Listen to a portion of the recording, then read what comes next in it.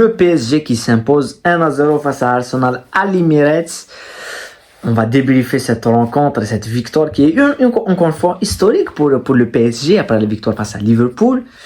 Moi aujourd'hui, je l'ai dit, je suis ni fan du PSG parce que je suis plutôt fan de l'OM et je suis Chelsea quand même. Et en tant que fan de Chelsea, je suis heureux, je suis content de la défaite de Arsenal en tant que fan de Chelsea, mais ça s'arrête là. Je suis pas contre Arsenal. On ne va pas rentrer dans le fanatisme. Si Arsenal gagne ce soir, ça serait aussi une bonne chose pour le football parce que c'est des équipes qui jouent bien au football. Mais, à vrai dire, quand on va débriefer ce match, quand on va analyser en long, en large, il y a quand même des déceptions à avoir, surtout côté Arsenal. Voilà. Ça, c'est la chose la plus intéressante. Donc, avant de commencer, n'oubliez pas de liker et de vous abonner à la chaîne. Dans mon pronostic, j'ai même mis Arsenal devant. Je pensais que Arsenal allait gagner. Je pensais que Arsenal allait montrer autre chose. C'est pas en sous-estimant le PSG, mais c'est juste que je me disais que à l'Emirates, une équipe qui ne prend jamais de but, qui fait 9 clean sheets sur 11, ça peut pas du jour au lendemain s'effondrer complètement. C'est ce que je me disais.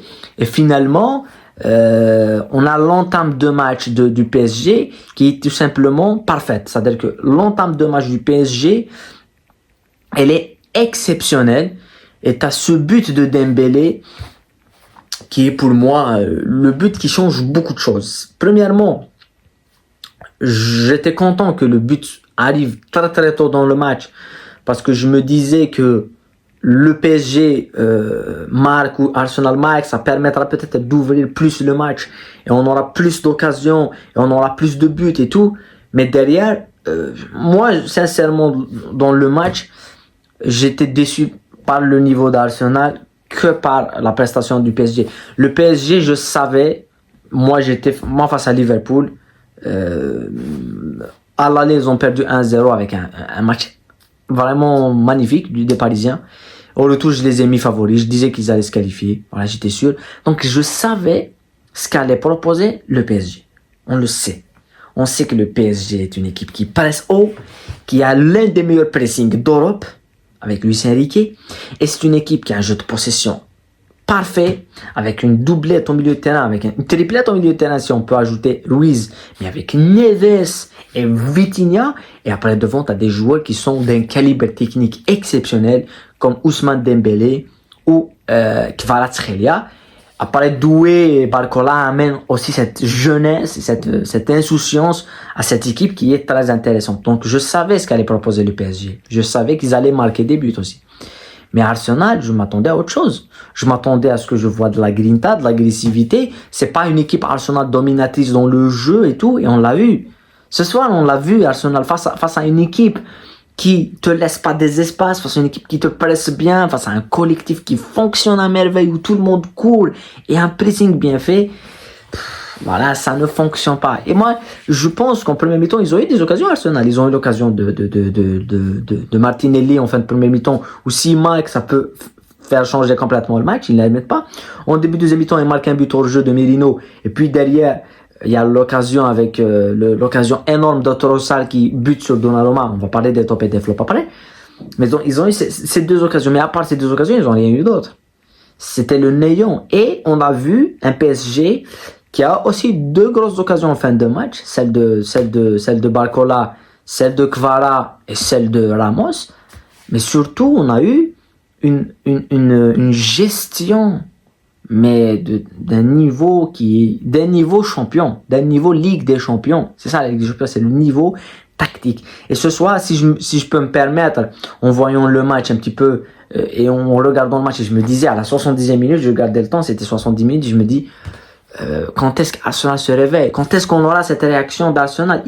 C'est juste, moi j'ai senti de l'impuissance côté Arsenal face à cette qualité individuelle et collective et cette expression collective des Parisiens. Et vraiment une impuissance côté Gunner. Et à part sur les coups de pied arrêtés, on attendait quelque chose parce que c'est le point fort des Gunners. Mais ce soir, ça n'a pas marché, voilà. Donc, si on peut dire, en parlant d'impuissance et tout, moi je pense aussi qu'il faut saluer la leçon. Il y a une leçon tactique qui a été mise par Enrique. Ce soir, Enrique a battu Arteta avec l'art et la manière. Tactiquement, il a été supérieur à Mikel Arteta. C'était quand même l'inverse du match de la Ligue des Champions de la saison régulière où Arsenal gagnait 2-0, où là c'était Arsenal qui était supérieur dans la gestion et tout. On dirait que ça s'est inversé. Et y a pas photo quand tu défends, quand tu cours plus, quand t'es beaucoup plus appliqué, quand techniquement t'es au-dessus, parce que ce qui a fait défaut à Arsenal aujourd'hui, c'est sa ligne offensive. C'est ça, à la ligne offensive, tu retires Saka, y a rien. Et ce que je dis souvent en parlant du Real Madrid, en disant que Ancelotti, il a une seule idée de jeu, c'est je prends le ballon, je le donne à Vinicius, et puis Vinicius va se débrouiller, va marquer des buts. C'est ce qu'il fait Ancelotti depuis des années, hein, avec Vinicius. Je donne le ballon à Vinicius et j'attends. Eh ben, c'est la même chose qu'on a eu en deuxième mi-temps pour Arsenal. On donne le ballon à Saka et on attend. Peut-être que ça va se passer, peut-être qu'il y a, mais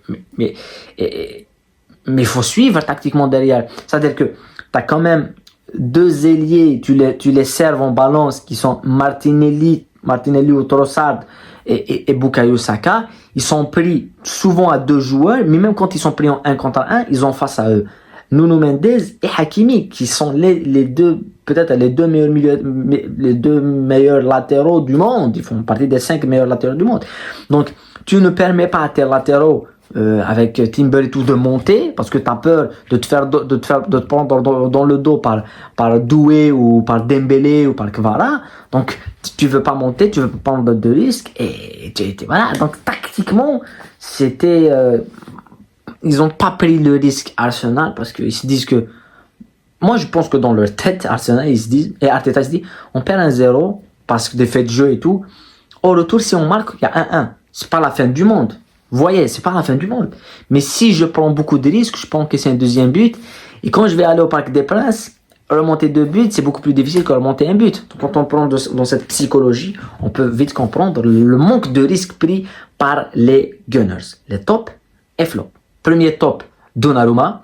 Il n'y a rien à dire, c'est le sauveur du PSG, c'est le gardien le plus critiqué à Paris. À l'aller à Liverpool, tout le monde disait que c'était un nul, et à Paris, il est devenu le meilleur gardien du monde. Ça prouve aussi que le football va très très vite. Voilà, Donnarumma, je le mets en top, parce que pour moi, c'est le top du top, c'est lui qui laisse le PSG en vie dans ce match, parce que même si le PSG a dominé et tout, mais si tu as les deux occasions de deux face à face qui sauvent, s'il ne les sauve pas, il y a 2-1 et c'est Arsenal qui gagne. Voilà. Après, je pense qu'il y a Hakimi et Mendes, ils ont fait un match monstrueux. Dans l'axe, t'as Pacho et